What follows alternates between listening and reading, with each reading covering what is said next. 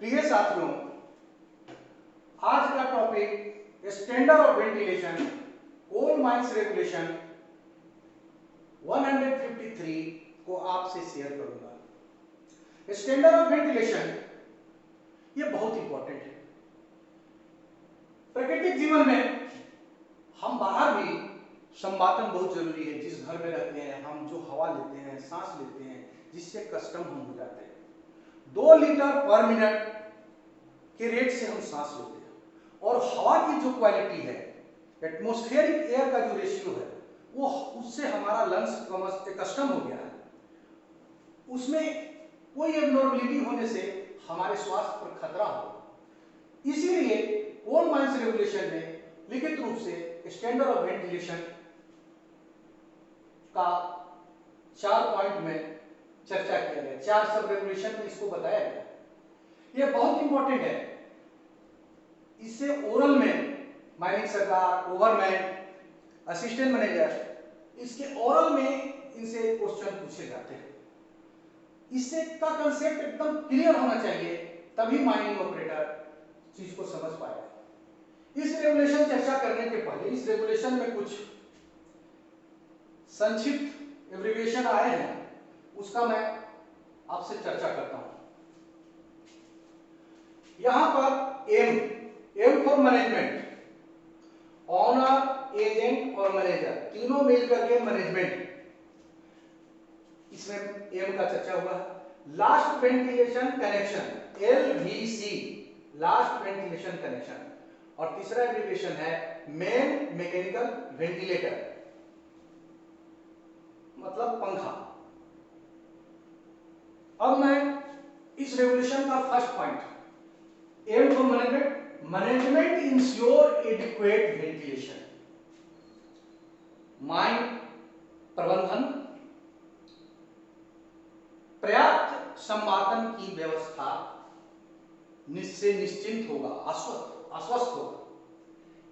इसके लिए क्या है, टू क्लियर अवे, हमको साफ करना होगा। क्या साफ करना होगा?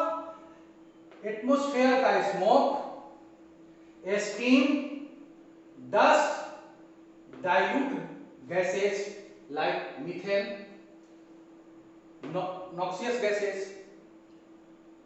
हम जानते हैं कि माइनिंग के एटमॉस्फेयर, चाहे अंडरग्राउंड में ब्लास्टिंग करेंगे तो स्मोक होगा, हीटिंग वहां का इफेक्ट है तो स्मोक होगा, स्टीम भी होगा, क्योंकि टेम्परेचर जैसे ही हम गहराई की ओर जाते हैं टेम्परेचर आपको बढ़ता है, तो उसमें स्टीम होगा, डस्ट होगा, क्योंकि इन सितु कोयला को हम लोग तोड़ते हैं, चाहे कटिंग मशीन से तोड़े चाहे ब्लास्टिंग से तोड़े, तो डस्ट वातावरण में होगा। रू बोल्टिंग ड्रिलिंग करेंगे उसमें भी डस्ट होगा। तो इस स्थिति में हम मीथेन भी निकलेगा स्टार्टा से, कोल बेरिंग स्टार्टा मीथेन रहता है, और नॉक्सियस गैसेस, जहरीली गैसें भी आएंगे। इसमें बाद में हम चर्चा करेंगे, लेकिन इसमें CO हुआ, H2S हुआ, नाइट्रस फूंस हुआ। तो ये चीज को क्लियर करना होगा। ये मैनेजमेंट का इंश्योर करेगा, ये मैनेजमेंट की दायित्व है। क्लियर किस तरह से होगा?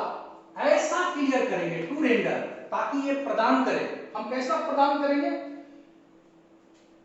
इंप्लाई या वर्कर के लिए हार्मलेस हो, हार्मफुल नहीं रहे, हार्मलेस बना देंगे।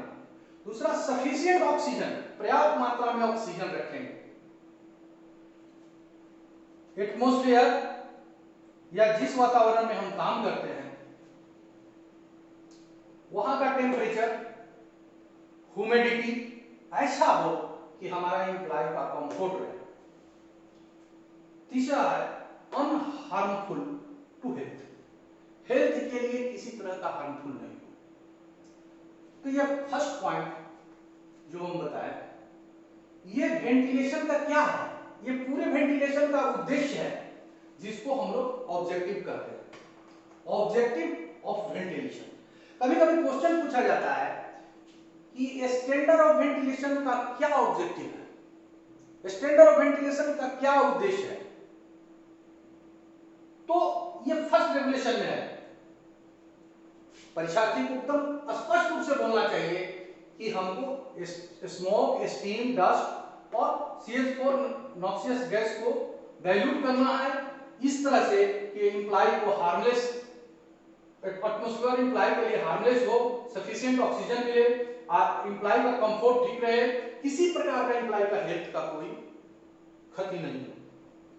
तो ये हुआ ऑब्जेक्टिव, जो पहला संक्षेप में जो समरी है ऑब्जेक्टिव ऑफ वेंटिलेशन। दूसरा